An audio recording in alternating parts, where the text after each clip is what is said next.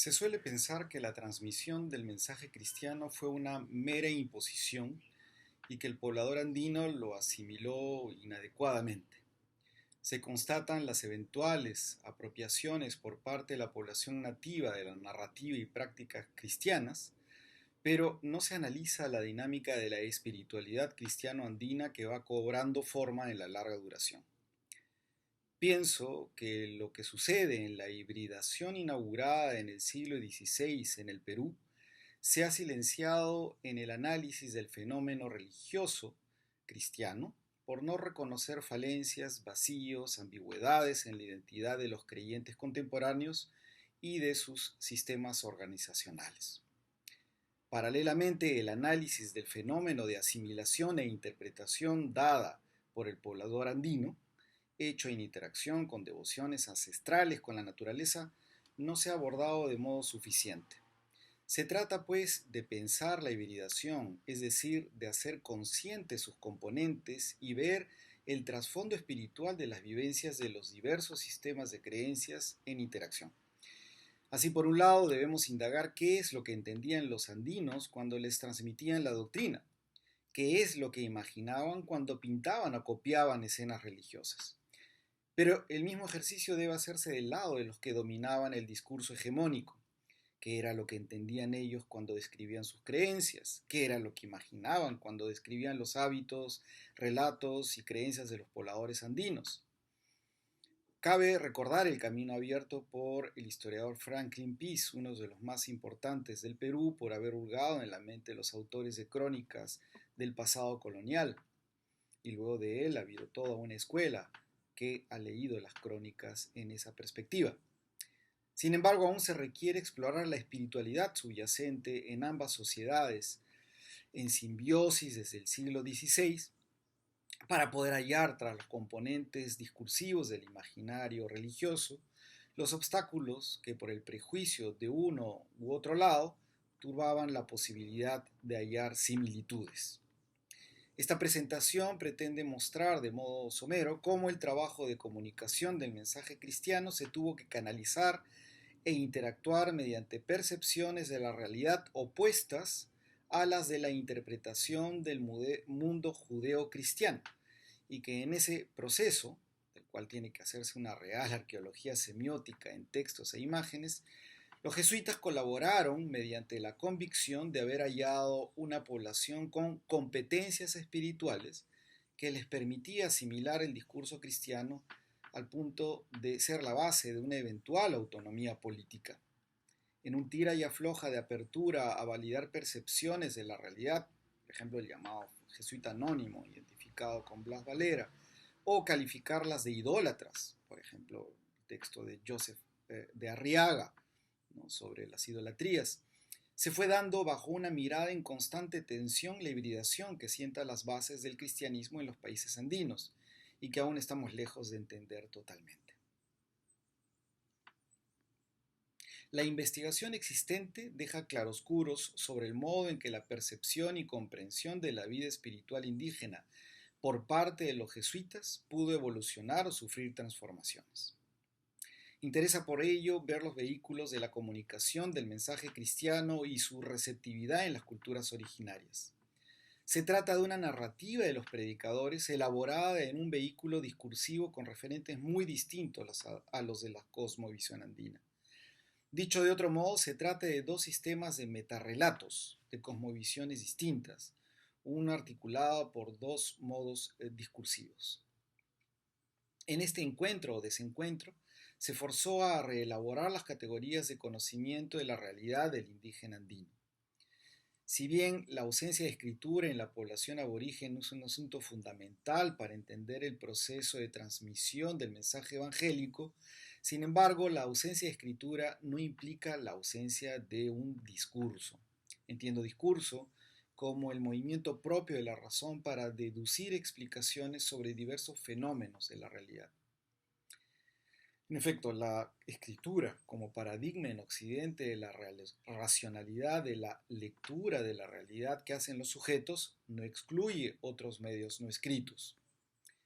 En consecuencia, debemos entender las estrategias desarrolladas por los evangelizadores para entender mejor el modo en que discursos escritos o transmitidos en imágenes no solo sirvieron para tender puentes, sino que dieron lugar a significantes que engendraron, mediante actividades, prácticas y rituales, nuevas sensibilidades espirituales que llegan hasta nuestros días y que estamos aún lejos de haber entendido de modo suficiente.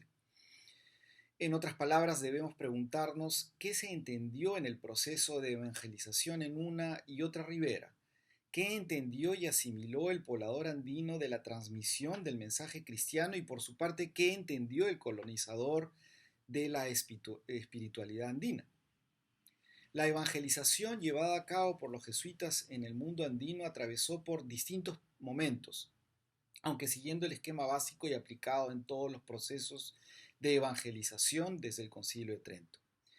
Para el siglo XVI, los fundamentos de la fe cristiana habían sido sistematizados en un corpus doctrinal transmitido como catecismo, sumilla de definiciones de la fe cristiana que formaban parte de la tradición de la historia de la Iglesia Católica. Al parecer, estas cartillas no tuvieron el éxito esperado debido a que los predicadores no eran versados en la lengua. Este fue el primer error detectado por los jesuitas a su llegada, lo cual incentivó su trabajo lingüístico que sería canalizado por el Tercer Concilio Limense y la edición del Catecismo Trilingüe, impreso en 1583. Paralelamente, iniciaron un trabajo pastoral que tenía como finalidad comunicar las verdades de la fe en la lengua originaria. En Juli, desde el año 1576, los jesuitas se instalaron para echar a andar una escuela de lenguas.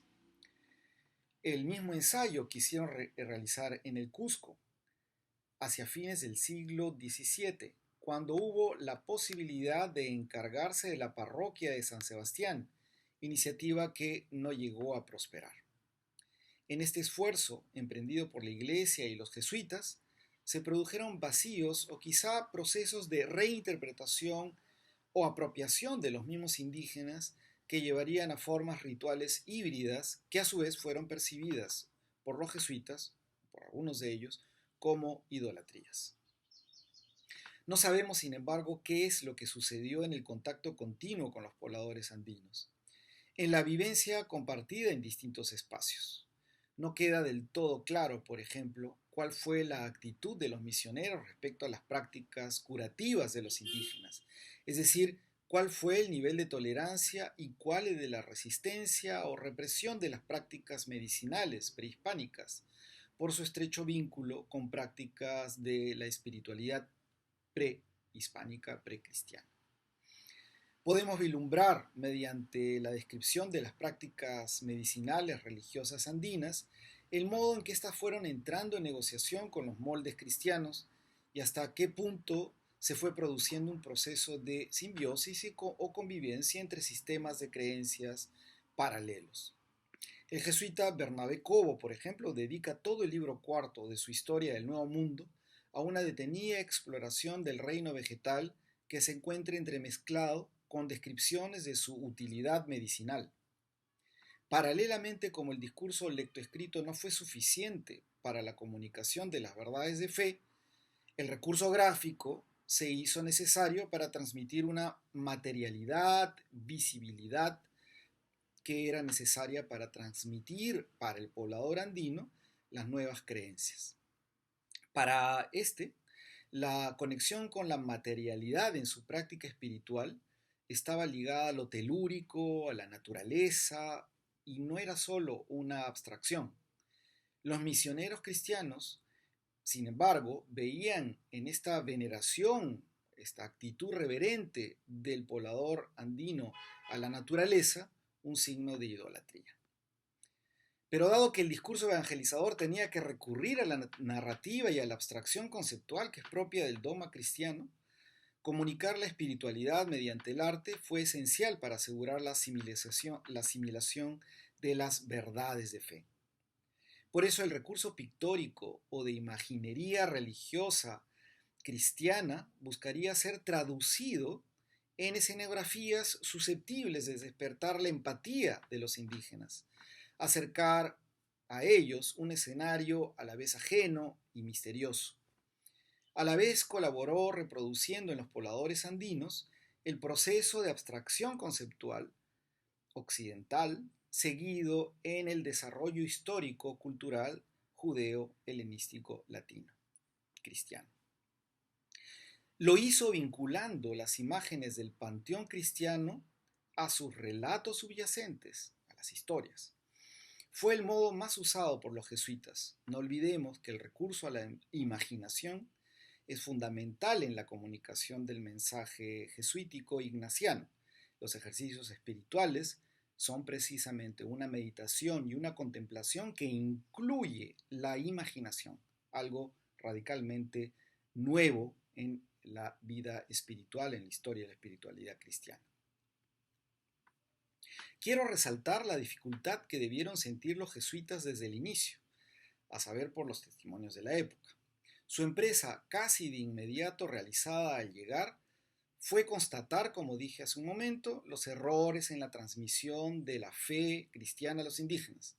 Por más de un siglo protagonizaron una política lingüística que por un lado buscaba incorporar a los indígenas en el uso de costumbres y lenguaje hispano, pero también propiciaba el estudio del quechua entre los misioneros.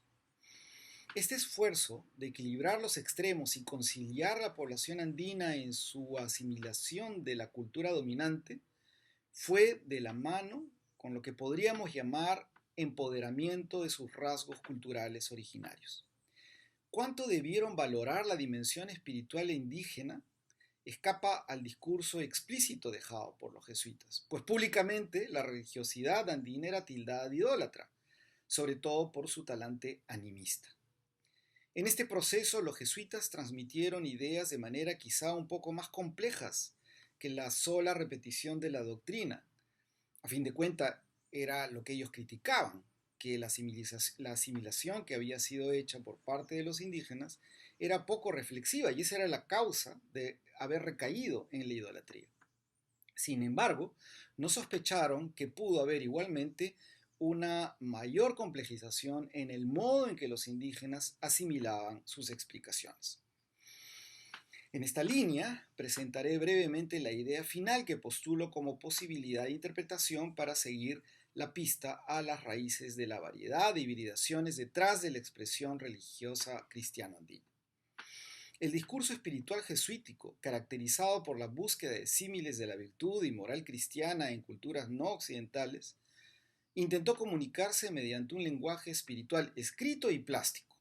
En medio de los procesos de transmisión y producción de la estrategia misionera, se fue desarrollando un imaginario religioso, se fueron agregando matices a la espiritualidad nativa e introduciendo al poblador indígena en dinámicas de abstracción de índole occidental.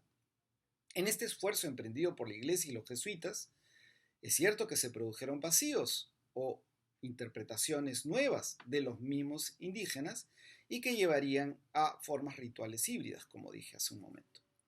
Paralelamente, los mismos jesuitas iban generando un discurso de empoderamiento de la población indígena, haciendo de ellos sujetos espirituales, mientras que incluían en sus prácticas espirituales contenidos espirituales cristianas, contenidos semánticos indígenas que consideraban legítimas traducciones del espíritu cristiano. De manera tangencial se engendraban hibridaciones, debido a que en el trasfondo el poblador indígena, el poblador andino, no eliminó jamás su percepción espiritual de índole animista. Los pobladores nativos proyectaban en los entes de la naturaleza la existencia de una conciencia análoga a la humana, que les llevaba a establecer relaciones de reciprocidad, que hasta ahora persisten en la ritualidad religiosa andina. La documentación de la denuncia de idolatrías puede mostrar las dificultades de la traducción no solo de conceptos, sino de formas profundas de concebir la realidad. Así, de contrabando, se fueron produciendo fusiones conceptuales que iban a la par del desarrollo del arte pedagógico cristiano y que incorporaban elementos de la espiritualidad andina de manera subyacente, subterránea. Por ejemplo, en su descripción de los tiempos pasados, los jesuitas introdujeron virtudes y devoción en los personajes incaicos de la época prehispánica.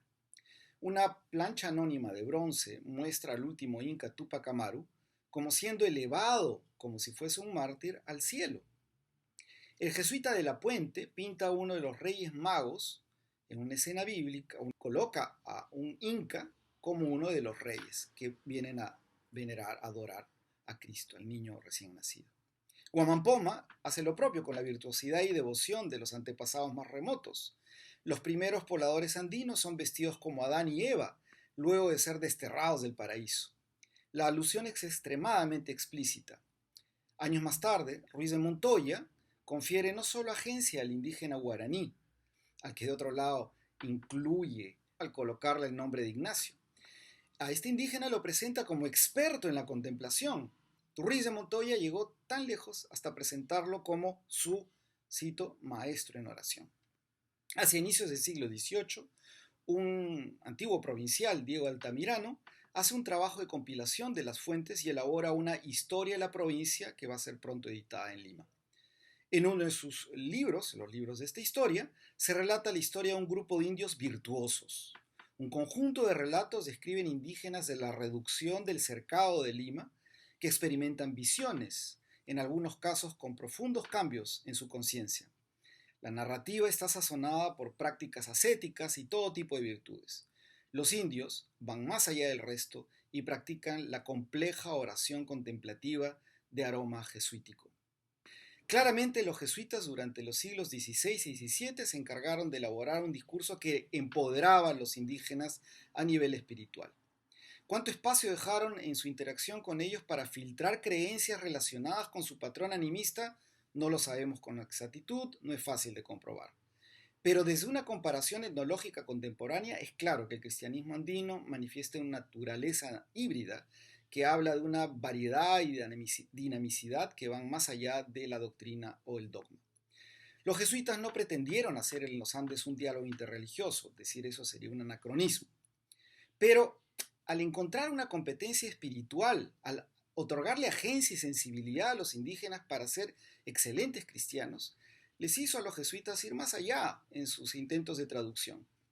De este modo podemos analizar muchas imágenes que muestro para un rápido análisis que se lo dejo para otra ocasión.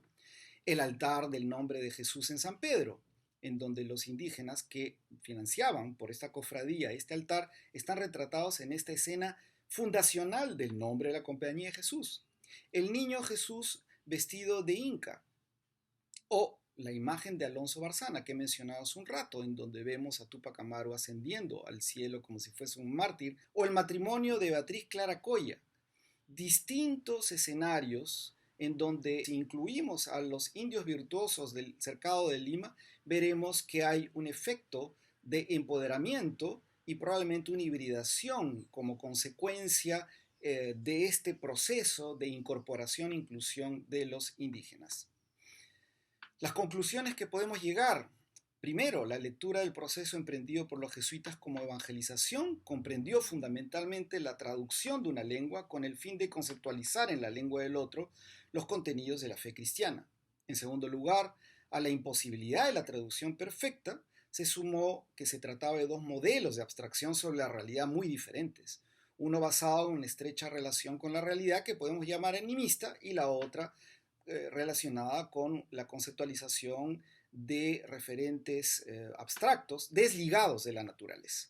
En tercer lugar, con el fin de llenar los vacíos de la comprensión, incorporaron a los indígenas en los moldes de una competencia espiritual que los indígenas habrían mostrado para incorporar fácilmente prácticas y técnicas espirituales, lo que los hacía capaces de tener autonomía y agencia. Y por último, en esta necesidad de encontrar símiles en la cultura y el individuo indígena, dejaron una rendija abierta para expresar su propia sensibilidad y la evangelización se fue elaborando de modo híbrido, estableciendo un proceso que sigue siendo abierto y que levanta preguntas sobre la ortodoxia de la vivencia de la fe cristiana en la población andina. Muchas gracias.